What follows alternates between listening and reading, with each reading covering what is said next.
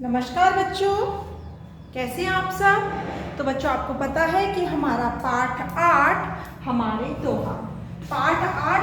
त्योहार चल रहा था, जिसको हमने हर त्योहार के बारे में एक कविता के रूप में पढ़ा।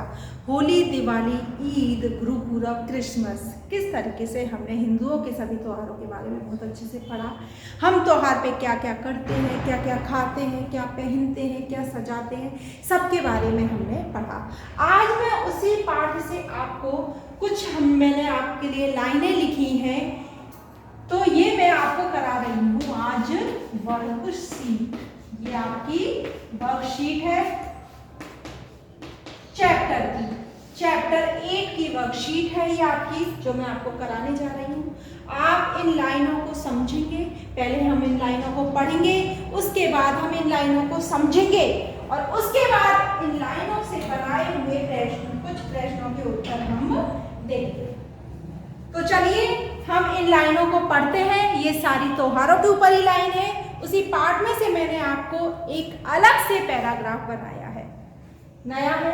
भारत को त्योहारों का देश कहा जाता है। मैंने आपको बताया था जब आपके त्योहार पढ़ाए थे कि भारत को त्योहारों का देश कहा जाता है, क्योंकि भारत में सबसे ज्यादा त्योहार मनाए जाते हैं। जितने त्योहार हमारे देश में मनाए जाते हैं हो, जीवन में मनोरंजन के साथ साथ त्योहार हमें ज्ञान भी देते हैं। देखिए, त्योहार मनाते हैं हम, ज्ञान भी मिलता है और हमारा मनोरंजन भी होता है।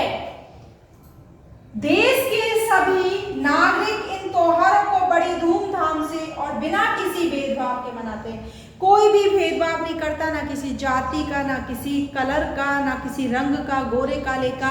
बहुत ही धूमधाम से मनाते हैं और बिना भेदभाव के मनाते हैं। सभी एक साथ, हर जाति एक साथ मिलकर इन त्योहारों को मनाती है।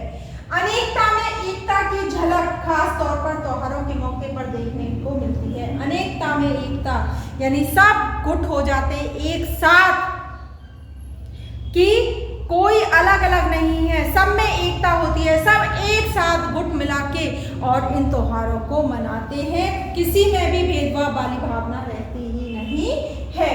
तो ये चीजें हम एक साथ हैं, हम मिलजुल कर हैं, हम हंसी खुशी है, ये सारी चीजें खास तौर से त्योहारों पर देखने को मिलती है कि हाँ, ये लोग कितना मिलजुल कर रहते हैं। त्योहारों का सिलसिला वर्ष भर चलता रहता है। आपको पता है वर्ष में 12 महीने होते हैं और 12 महीने में कितने हजारों त्योहार आ जाते हैं और हर त्योहार को इतनी हंसी खुशी के साथ हम मनाते हैं, बहुत ही अच्छे से मनाते हैं। होली, दिवाली, ईद, गुरुपूरब, क्रिसमस, दशहरा आदि भारत के प्रमुख त्योहार हैं। कितने अच्छे से हम, होली आई, दिवाली आई, क्रिसमस आया, ईद आया, दशहरा आया, अपना कितने अच्छे से हम इन गुरुपूरब आया, इन सभी त्योहारों को मिलजुल कर मनाते हैं और ये भारत की प्रमुख त्योहार भी हैं। तो ये मैंने त्योहारों के ऊपर कुछ मोस्ट लाइनें लिखी हैं आपके लिए। अब इन लाइनों में से मैं कुछ आपको 6 प्रश्न बना के दे रही हूँ, जो आप इनमें से उत्तर छांट कर करोगे। तो मैं वो करवा रही हूँ। चलिए अब हम प्रश्नों की तरफ चलते हैं।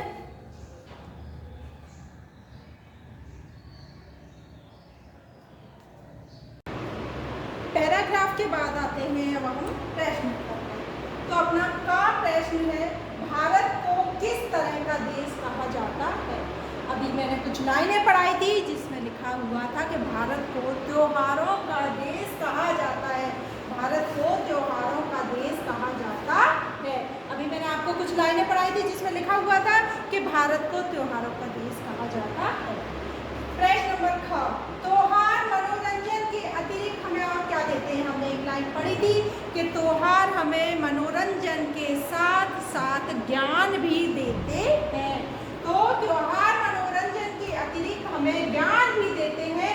उससे हमारा क्या बढ़ता है बेटा, उससे हमारा बढ़ता है ज्ञान। क्या बढ़ता है हमारा, उससे ज्ञान बढ़ता है। तो त्योहार हमें मनोरंजन के साथ, एंजॉय तो हम करते ही करते हैं, लेकिन ज्ञान भी बढ़ता है। हमें उन त्योहारों के बारे में पता चलता है, ये त्योहार कैसे मनाए जाते हैं, किस तिथि को मनाए जाते हैं, किस तारीख को आते हैं और इन त्योहारों पे हम क्या क्या करते हैं, कौन सी मिठाई बनाते हैं, क्या खाते हैं, घर सजाते हैं या कुछ भी करते हैं। तो ये एक क्या हुआ, एक नॉलेज हुई, ज्ञान हुआ। अगला है ग, देश के नागरिक त्योहारों को कैसे मनाते हैं, पढ़ा था अभी हमने।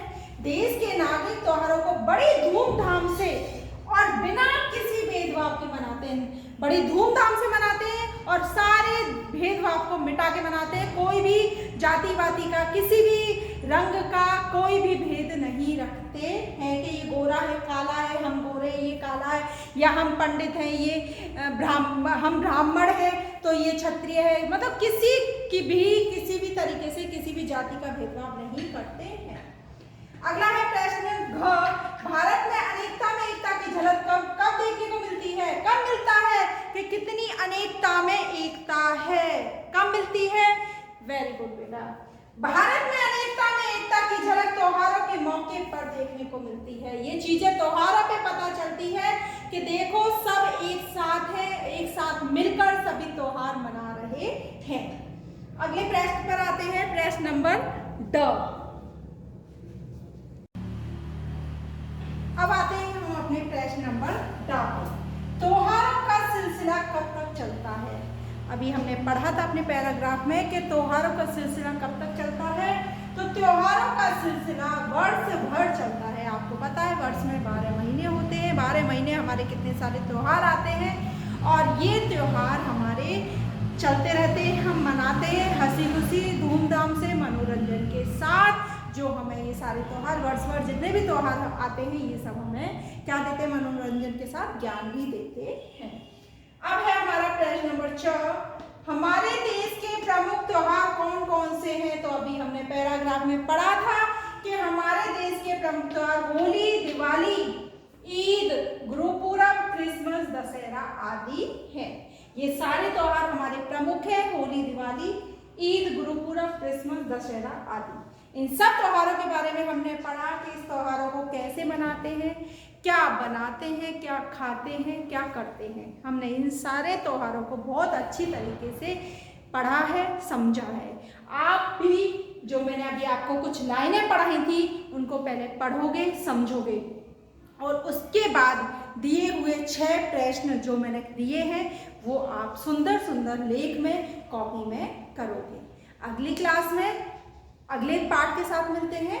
धन्यवाद।